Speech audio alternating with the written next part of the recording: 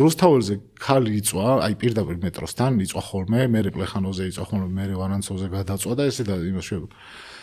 აი სუქანი ქალი წევს აი პირდაპირ ესე ძირს ათვალები უკეთიათ თავსაბურავად და ყვირის ძალიან დიდ ხმაზე, რომ აი იქნებ დამეხმაროთ, იქნებ რაღაც და აი რო გაული ისე შეიზარები რა, რომ რაღაცა თუ რამე გაბადია ძმა მოიღებ და მიცემ რა ხო ხდები. ბიჭო მე დავინტერესდი რომ მეთქი აი როცა ეხა ამ საქმეში ჩავერთე და როცა ამების მოკვლევა დავიწყე რა, რომ მეთქი ერთი აი ეს ქალი რო წევს აქ და ვერ დგება, ვიღაცა ხო აყენებს მეთქი რა, აი როდისღაც რა, ან თვითონ რო დგება როგორ მიდის იმ ადგილამდე. ჯდომა რო შეეძლოს ხო დაждდებოდა, ის არ დაწვებოდა რა. და ესე წევს რაღაცა და აი ძალიან დიდხანს ველოდი, აი საღამოდან კარგად რომ მოღამდა ხალხი ცოტა შეთხელდა ისა.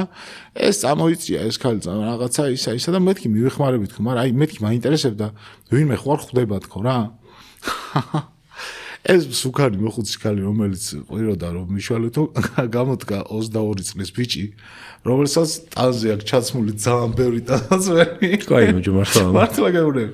აი ძალიან ბევრი ტანსველი სახე ახვეული რო შეხედავ ერთ მიხვდები ძმაო აი ესე აი ჰოლივუდში გრიმიორი ვერ გააკეთებს ეგრე. აი შუქნიშნებზე ბოდიშალ შუქნიშნებზე აი თავზე რო აქვს ჩამოფარებული რა ესეთი ბებოები რო არიან აი მაგალითად აი თანხას რო აძლევან რაღაც უბრალოდ ხელზე უნდა დააკვირდე რა აი ხელი აი კაცის ხელი აქვს რა ანუ ეგრევე ეთყობა ხო უბრალოდ ამ დაკვირებული თვალით იმდენ რაღაც ეხლა ამიტომ ვიცინი ეგეთ ამბავს იმიტომ რომ ეგ უკვე საცოდავაზე სიცილი არ არის ეგ არის უკვე ადამიანმა რა ძრეებს ახერხებენ. ერთი იყო კიდე აქ ძალიან ახლოს ქალი იმ ხელახმას